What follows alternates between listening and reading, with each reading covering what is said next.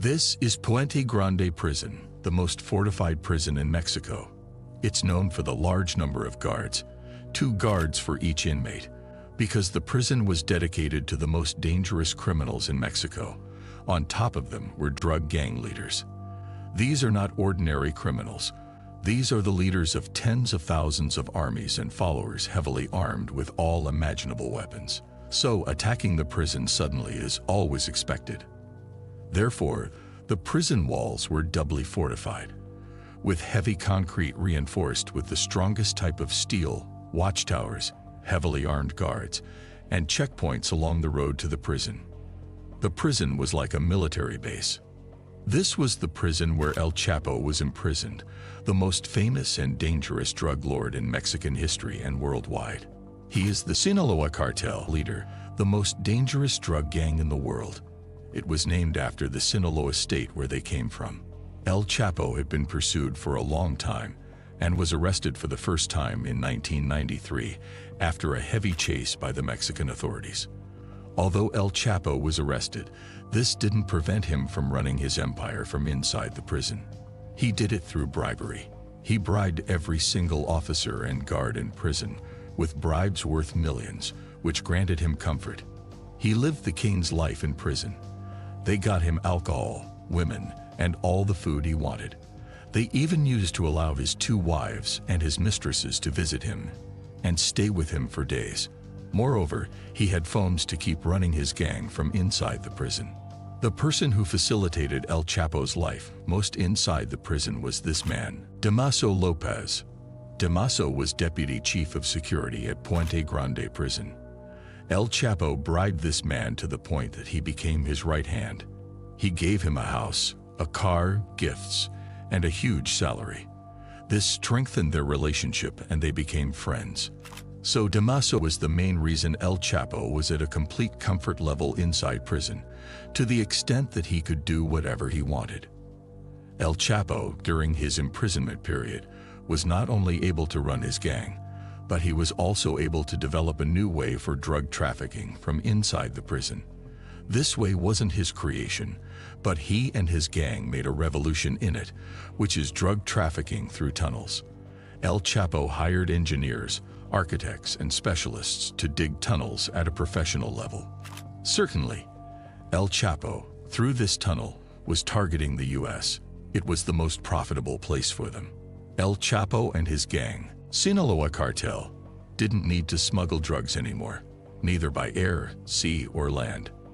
They became smugglers through underground tunnels, which enabled them to raise the rate of smuggling insanely. They began to make $20 million per month. Imagine that El Chapo's empire was expanded and grew while he was in prison more than the time he was out. Mexico didn't extradite drug gang leaders like El Chapo to the US, which was always calling for this, because they were the ones most affected. A huge quantity of drugs had been smuggled to the US, so they were always asking for El Chapo's extradition and criminals like him, since US prisons are more fortified than Mexico's. Besides, they would be far away from their gangs and the officers they bribed, so that they would no longer have any control over their gangs. But the Mexican authorities were refusing such, claiming that they were able to handle their criminals. This made El Chapo relieved, seeing that he was doing whatever he wanted in Puente Grande prison. He had never thought about a breakout. However, in 2001, the Mexican Supreme Court submitted a proposal to create a new law that would allow the extradition of some Mexican criminals to America.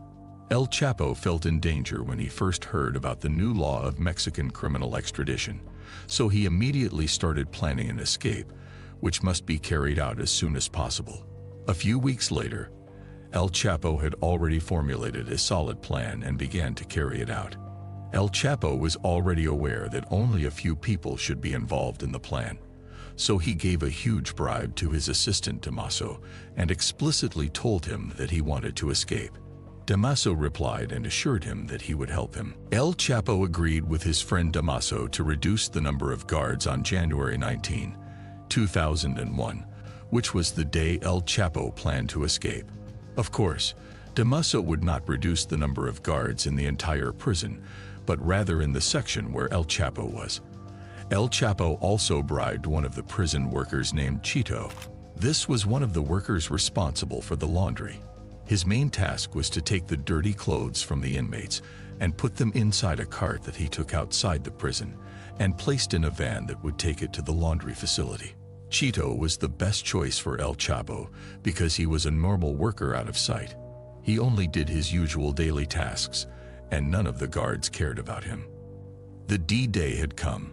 On January 19, 2001, Chito opened El Chapo's cell, helped him get into the laundry cart, covered him with clothes, and pushed the cart. They were able to do all of this comfortably due to the low number of guards in that section. In one moment, while Chito was pushing the cart, he reached one of the prison gates where there was a guard. Chito stopped the cart and left it to talk with the guard and ask him to open the gate. But due to El Chapo's weight, the cart began to move backward on its own.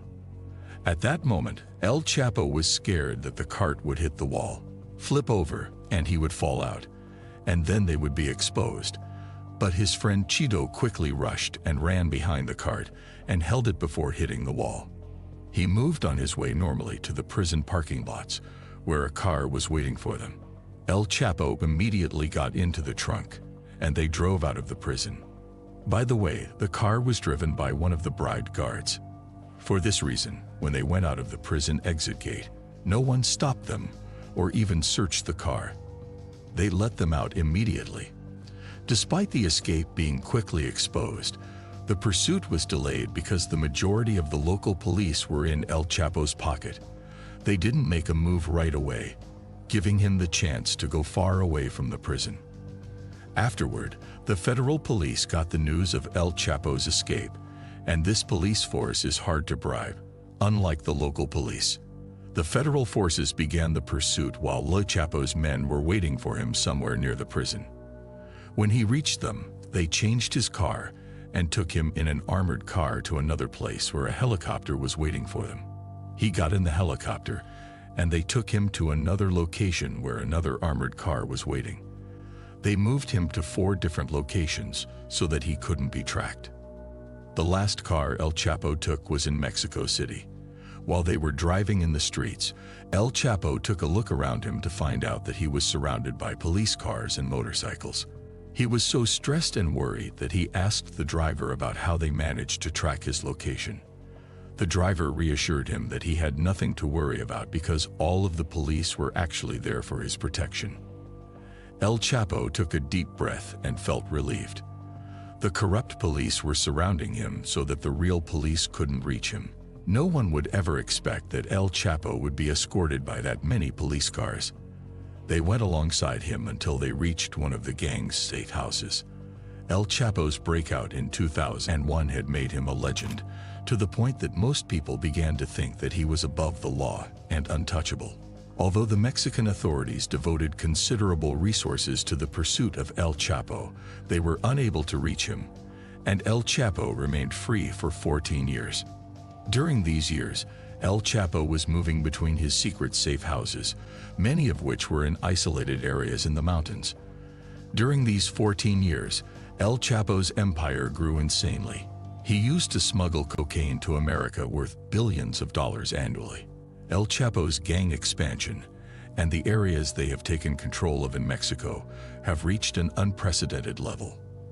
The Sinaloa cartel had become the largest drug cartel in the world uncontested, to the extent that it was considered the largest in history, surpassing the Medellin cartel, which was Escobar's cartel.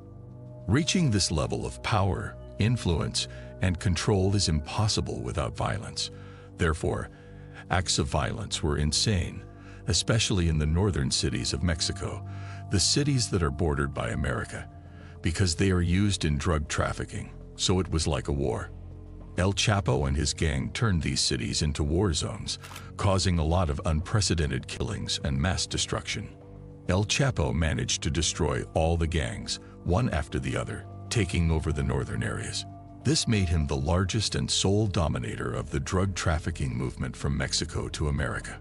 The American and Mexican authorities wanted to arrest him at any cost, and for this mission, They utilized all their most powerful resources. In 2014, 14 years after El Chapo's escape, Mexican intelligence, with the help of its American counterpart, decided to pursue a new strategy, which was to track down the people around El Chapo, his sons, wives, and close associates, because they were the ones who knew El Chapo the most.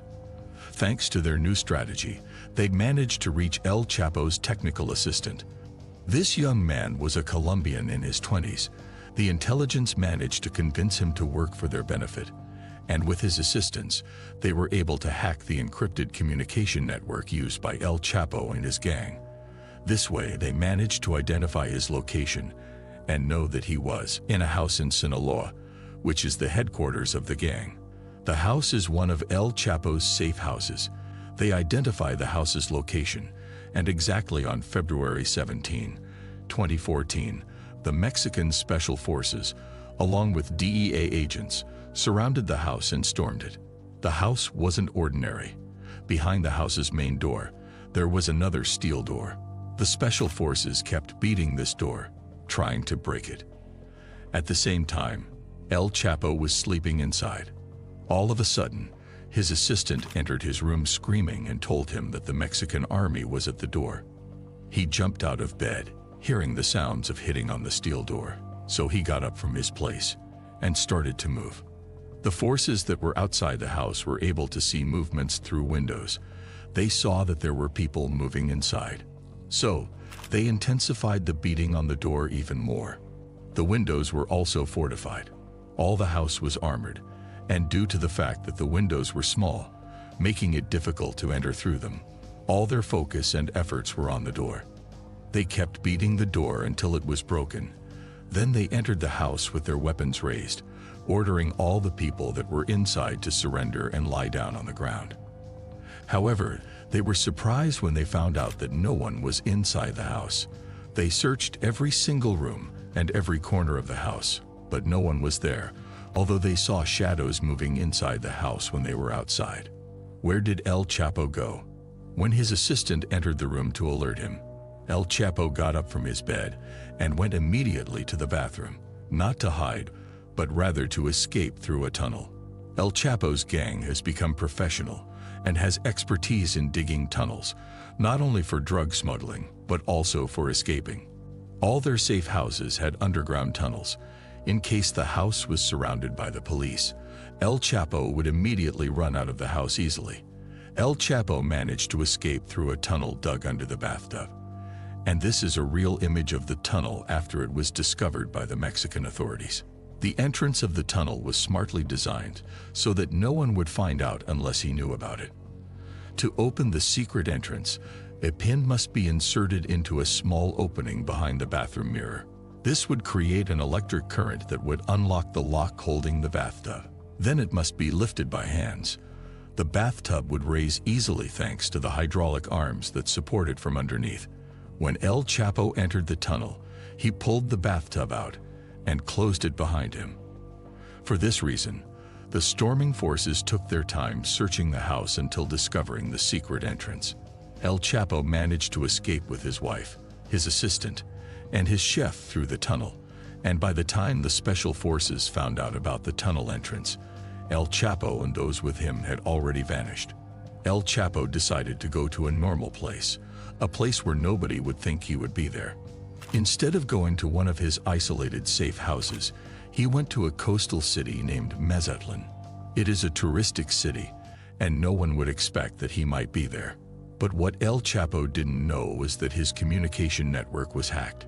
He thought the Mexican authorities found his safe house, from where he escaped by coincidence, but he didn't know that they might find him wherever he went. 5 days after he escaped from the safe house, exactly on February 22, 2014, the Mexican authorities along with the American agents tracked El Chapo's location in one of the city hotels named Miramar, where they managed to surround him and arrest him easily in his room. The attached image is a real picture of him at the moment of his arrest. He had no protection or guards, and he didn't expect they would easily identify his location because he basically didn't know how they were tracking him or that his phone was hacked. After El Chapo's second arrest, they took him to Altiplano prison, which is a maximum security prison and the most fortified prison in Mexico. You may be wondering why they didn't take him to this prison the first time. For the simple reason that El Chapo's first arrest was in 1993. Altiplano prison was just established at that time, and it wasn't as fortified as it was in 2014, when El Chapo was arrested for the second time. This prison was like a military base due to the abundance of guards, weapons, and equipment within it. The outer wall is surrounded by a large number of watchtowers, and each tower is manned by 3 or 4 armed guards carrying heavy weapons. Although the prison walls are nets, they are doubled in 2 layers, and sometimes in 3 layers in certain prison areas. This net fence is constructed and reinforced by heavy concrete with a full meter of thickness. There were even ditches. All these fortifications were to prevent any external attack. As we mentioned before, the imprisoned criminals had special armies, so they had to be ready for any external attack. They even have armored vehicles in the prison. In addition to the fact that the entire prison area is a no-fly zone, there are sources that say that they have anti-aircraft weapons in anticipation of any air attacks, not to mention the broken communication networks in the entire prison area, which means that all mobile phones wouldn't work inside the prison. And the most important thing is that the officers and guards in this prison are carefully hired to prevent all sorts of bribery. Although the prison had the biggest criminals and gang leaders in Mexico, none of them managed to escape until the arrival of El Chapo. As soon as El Chapo entered the prison, he began to think about an escape plan because he was afraid of being extradited to America at any moment. Since the mobile phones were not working inside the prison, the only way he had to communicate with the outside world was through the people that were allowed to visit him in prison, which were actually 2 people. The first was his lawyer, Scar Lopez, and the second was his third wife, Ima Cornell, his young wife, whom he married in 2007, and she was 32 years younger than him. El Chapo began coordinating with his wife so that she could convey his messages to his children and followers. His 4 children were all leaders in his gang, but after his imprisonment, no one of them took the leadership of the gang. El Chapo had another man who wasn't a family member. He considered him his right hand. This man was Damaso Lopez, the deputy chief of security in Puente Grande prison, and the corrupt official who allowed El Chapo to do whatever he wanted in that prison. After El Chapo's escape in 2001, Damaso was blamed and considered an accomplice, so he was fired and couldn't find a job. As it was mentioned before, Damaso and El Chapo were friends, which is why El Chapo asked him to join the gang. Over the years, Damaso kept getting promoted until he became El Chapo's right hand in the gang, and the leader of the gang after El Chapo's second imprisonment. Damaso turned from a prison security official to the leader of the world's most powerful drug cartel. Now, El Chapo began to communicate with his right hand Damaso and his children from inside the prison through his wife, and started moving them so they could get him out of prison as soon as possible before his extradition to America. He was really scared of this. Damaso and El Chapo's children started putting together a plan to get their leader out of prison. Since Damaso was an ex-security official in one of the most fortified prisons in Mexico, this gives him an advantage in planning because he knows the security system in prisons. On the other side, El Chapo, inside the prison, spent most of his time in his cell. He was only allowed to go out for 1 hour a day. There was also a GPS tracker attached to his ankle all the time. His cell was under 24-hour surveillance. There were cameras inside his cell, and the shower was behind that small wall just to give him some privacy. El Chapo knew that it was almost impossible to escape from this prison, but he was persistent in doing it at any cost. And since we are talking about El Chapo and his gang, it is obvious that a tunnel would be included in the plan. But how would they dig it, and from where would it be dug? The beginning of the digging wouldn't be from inside the prison. The tunnel must be dug outside the prison, leading inside the prison. This may be the first time in history. We always hear about prisoners digging a tunnel to escape from prison, but a prisoner and his followers digging a tunnel for him from outside the prison is almost impossible. The plan's first step is to buy a piece of land or property close enough to the prison that they could dig a tunnel that leads to the prison, but at the same time, it shouldn't be closed in a way that attracts attention. The problem was that Altiplano prison was located in an isolated area and surrounded by large agricultural areas. The prison was a huge facility in the middle of a vast area of agricultural land with no buildings around. After a tiring search, El Chapo's gang managed to find an empty construction site about 1.5 kilometers from the prison. It was most likely used by farmers. It was like an uncompleted building. The gang bought this land and registered it in the name of a person who was not suspicious. The land became theirs, and they now had a starting point from which they could begin digging. But it's not that simple. How would they know El Chapo's cell exactly? Besides, the cell is under heavy surveillance, and even if they managed to dig the tunnel and reach the cell, how would they get him out without being exposed? The only blind spot is that small shower behind the small wall. Therefore, the only place where the tunnel exit should be is that little shower square. But how? How could they dig an underground tunnel from outside the prison, with almost 1.5 kilometers in length, without seeing anything and open an opening specifically in that small place? The plan seems impossible. Reaching the cell itself is a great achievement, let alone reaching that particular small spot.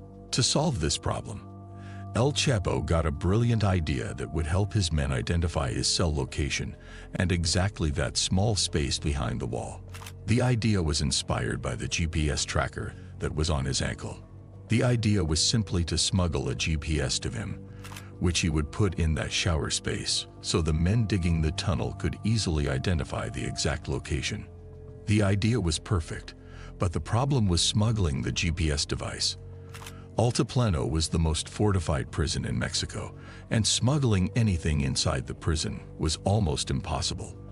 There were many checkpoints inside and outside the prison that must be crossed without being exposed, and they wouldn't allow the passage of any tool that might be used to escape or as a weapon. El Chapo got another smart idea. He asked his wife to tell the gang to insert the small GPS device in a watch. This way, it could cross all the checkpoints normally. His wife managed to smuggle the watch to him easily. No one suspected her. It was just a normal watch that wouldn't pose any danger. Or rather, that's what the guards thought.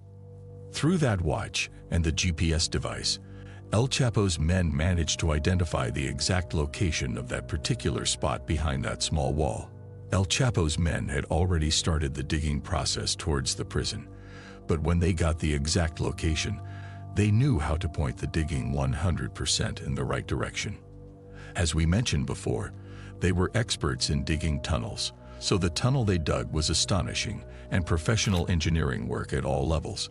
The entrance to the tunnel began at the building. By taking a look at the tunnel opening, you can see a colossal number of wooden supports. Then, once you enter the 10-meter deep tunnel, you will realize that the tunnel wasn't just an ordinary escape tunnel. It was meticulously built and undoubtedly the best escape tunnel ever built in prison breakout history. Such a tunnel required a lot of workers. There were most likely 10 to 12 people working non-stop on that tunnel. First, they needed a ventilation system, so they laid ventilation pipes along the kilometer they dug, and an air pumping machine was at the entrance of the tunnel. They also needed lighting. They hung thousands of light bulbs along the tunnel, and an electricity generator was also at the entrance of the tunnel. It was hidden, and they made it look like a cement grilling table. They had hidden everything. Nothing was exposed or visible from outside the brick building. This was necessary in case the security or guards suddenly searched. They wouldn't discover what was happening below unless they conducted a thorough inspection. This was crucial because they were located somewhat close to the prison. The scale of this operation was insane. Thousands of meters of ventilation pipes, thousands of lamps, and tons of sand were extracted from underground. They took them out and disposed of them without being exposed, especially since they were 1.5 kilometers away from the prison. And the ground was flat and empty, so it is strange that none of the guards, especially those on the watchtowers, had noticed them. This proves that El Chapo's gang meticulously planned for this operation and had taken all their precautions. Moreover, inside the tunnel, they had also made a railroad on which they placed a customized excavation cart that seemed like it was integrated with a motorcycle, by which they were intending to transport the sand and later on to help their leader escape. Throughout the digging process, El Chapo was nervous and anxious. He was afraid of his extradition to America. For this reason, he was always sending letters to his men asking about why the process was taking so long. And they were always replying that the matter wasn't that simple. It required planning and effort, and they should be meticulous in what they were doing. Finally, in June 2015, El Chapo received news from his men that the tunnel was almost ready. El Chapo chose the 4th of July 2015 as the day of his escape. Why the 4th of July? Because he wanted to insult America. July 4th is a national day in America. It is the anniversary of Independence Day. It was a big day for the Americans. By this act, he intended to send an insulting message to them. He wanted to tell them that he managed to escape on the day of their joy. El Chapo had a huge hatred for America, although all his money was from there. He knew how badly they wanted him, and he knew that the American authorities were always asking the Mexican authorities for his extradition. Unfortunately, his men didn't manage to make it. The tunnel still needed work, so they were forced to postpone the operation to a week later. Finally, the big day had come, the day of El Chapo's escape, on July 11, 2015, the day on which El Chapo would break out of the prison where he spent almost 16 months. This video footage is from the surveillance cameras that were in his cell. On that night, El Chapo was watching a comedy series on his small tablet with the volume up, attempting to conceal the sounds that his men were making while trying to open the hole. Each time, he got up from his place and walked around the room, waiting for a signal from his men. At 8:10, El Chapo sat on the edge of his bed, put his shoes on, and went to the shower space, the only hidden place from the surveillance cameras in the whole cell. Since that time, El Chapo has vanished.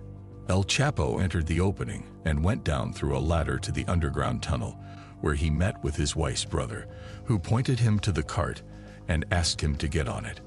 El Chapo got on the cart and drove it as fast as possible along the tunnel.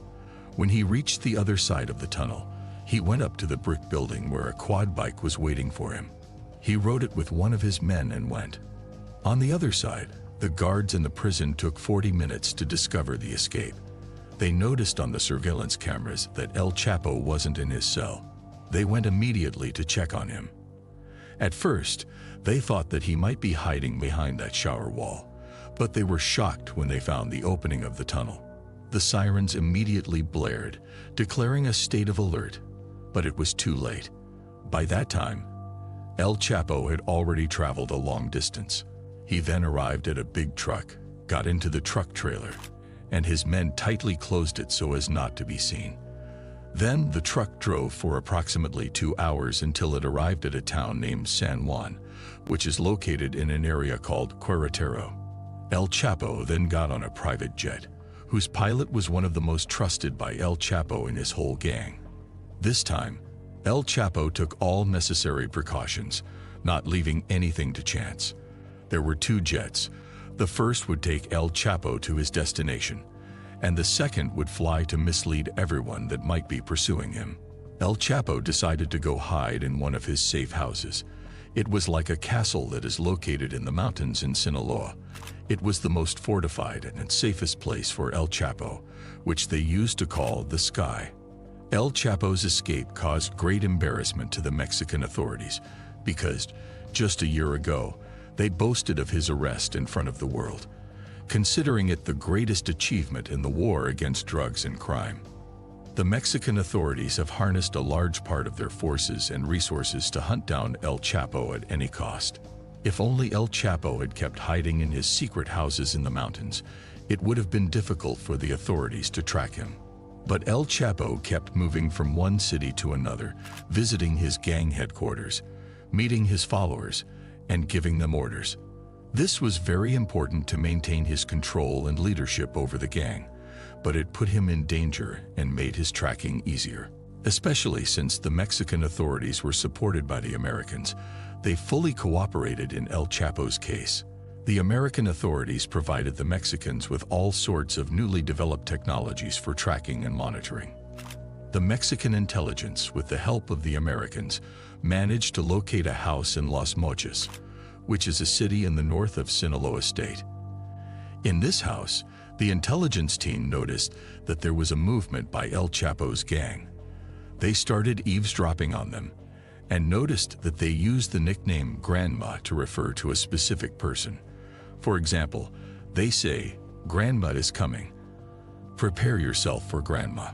It was clear that they meant a particular person by this nickname that seemed important, and the intelligence team suspected that it might be El Chapo himself. Indeed, the next day, a convoy of 3 cars arrived, so it was clear that this convoy was for an important person.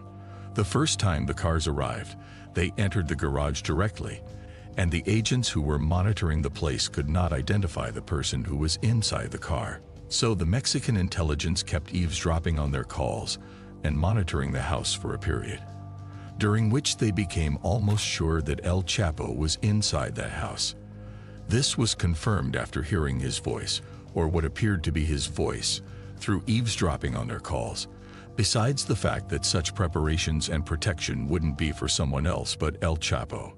On the morning of January 8, 2016, 6 months after El Chapo's escape, the Mexican forces decided to storm the house. A group of special forces surrounded the place, backed by DEA agents, and stormed the house. Then a bloody armed conflict occurred between them and El Chapo's followers. It was violent, and all its victims were among the gang. As for the special forces, some of them were injured, but nobody died because of their meticulous and well-prepared attack. After the fight had ended, they didn't find El Chapo. He escaped for the second time through an underground tunnel. This mirror was a secret door that led to the underground tunnel. El Chapo escaped through the tunnel while his followers were fighting against the special forces. He escaped with one of his close assistants. When they came out of the tunnel, they stole a car that was passing on the street. The security forces weren't only surrounding the house. They were spread out in the whole area. When they received the news of El Chapo's escape, patrols started roaming the area right away.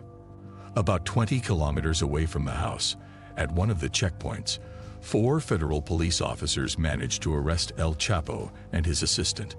El Chapo right away attempted to bribe them, but unfortunately for him, they weren't corrupt officers, and they refused his bribe. This prompted him to get angry and start acting insanely. He began to insult and threaten them.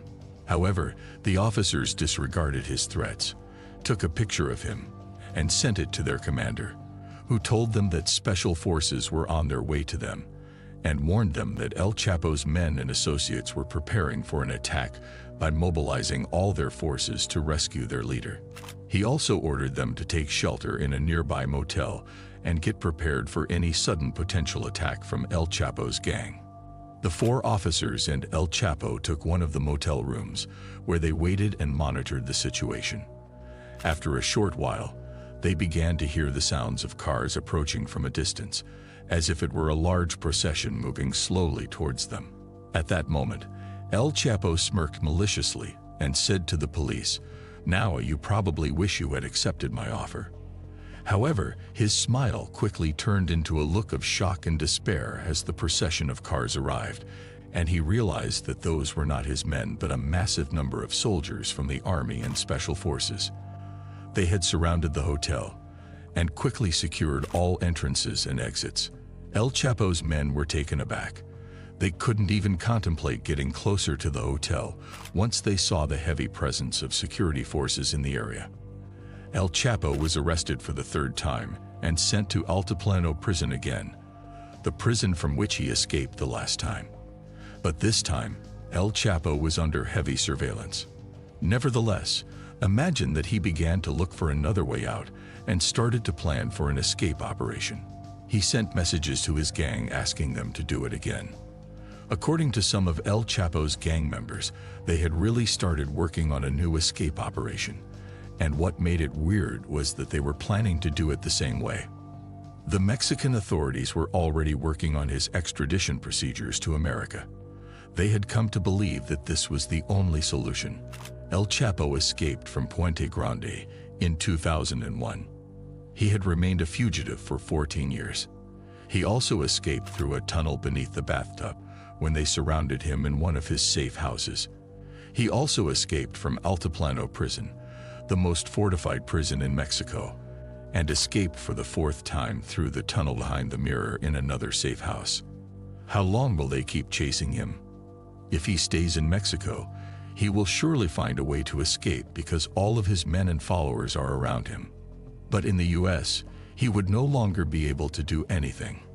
For this reason, the court was expediting his extradition procedures.